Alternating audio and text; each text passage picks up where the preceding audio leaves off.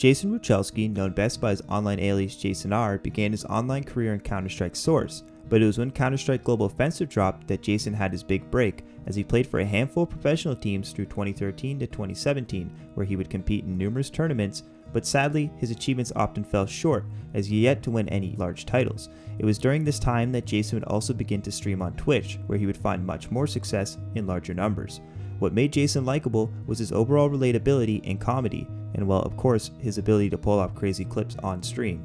Yet his rise from 2017 onward only became larger with the release of a tactical shooter known as Valorant. Jason and many other retired professional Counter-Strike players flocked to the new title in hopes of finding success, and well, success would be an understatement. Jason's move to Valorant grew his following on Twitch by hundreds of thousands, but this would all soon change.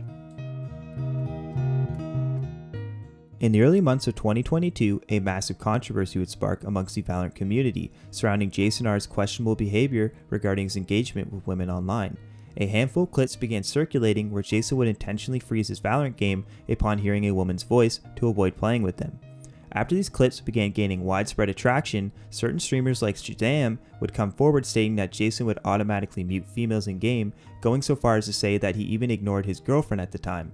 Soon enough, Jason's name became a widespread joke, and many streamers were quick to jump on the boat of labeling him as a sexist. But was this the case, and why was Jason dodging games?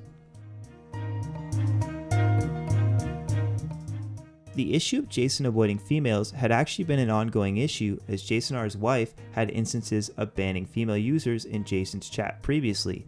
It seemed there was definitely more to the story than what was being told, and well, that would certainly deem to be true later on. But during the start of the controversy, Jason's response was just not great, and it only really added fuel to the fire. Along with this, Jason began getting into debates and disagreements with streamers he had previously played with the most prominent one being Tarek, which started when Jason asked Tarek to tell people that he wasn't sexist.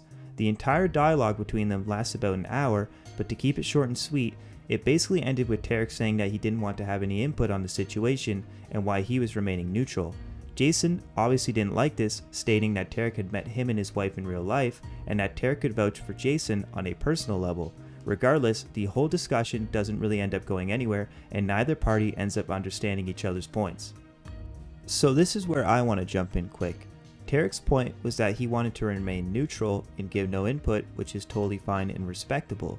But now, let's switch perspectives. Jason, on the other hand, has known Tarek for almost a decade and was friends with him in real life. He wanted Tarek to just tell people that he wasn't sexist and that he wasn't like what the allegations were saying, which to be honest isn't that big of a deal, but again, it was totally within Tarek's right to say no and keep a neutral stance. Other streamers that were friends with Jason R, like Sub Rosa, said that Jason was definitely not a sexist and that he's a good person in real life, but most people didn't really care anymore and were mainly focused on the debate between Tarek and Jason. If everyone like watching, I get if they're like, dude, guy, this guy, like blah blah blah blah blah blah blah, because you guys don't know him. It's completely fine to have this opinion. Like everyone watching this situation from the third POV that like doesn't know Jason R, doesn't know this, doesn't know that. It's a completely valid opinion to not like him, not watch him, not do this and say bad things because you don't know him. I'm saying from my POV where I know him, that's where I stand. He is a good person. Moving away from that initial debate, Jason's approach to the situation was just not a good one in my books. He came off really defensive and didn't handle the criticism well. It was pretty obvious that there was some ego at play. What Jason should have done was take some time away and ponder on the whole situation, then release a statement apologizing and making amends to what he did. But he just kept digging himself deeper and deeper until eventually he ended up having to release an apology, which went over how his behavior of not playing with females was out of respect for his wife. But by the time that statement was made, it was just too late. And after that, it seemed he moved away from Valorant and returned to Counter-Strike Global Offensive, where it all started for him. To this day, he still maintains a steady number of viewers on his streams and seems to be doing well for himself. Most of his content looks to revolve around playing FPL on Faceit, with even some instances of him jumping into semi-professional tournaments to compete.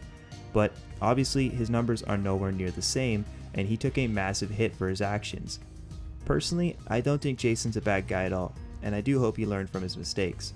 It seems there's a lot of personal issues on this controversy, and I respect Jason's choice to keep those matters private.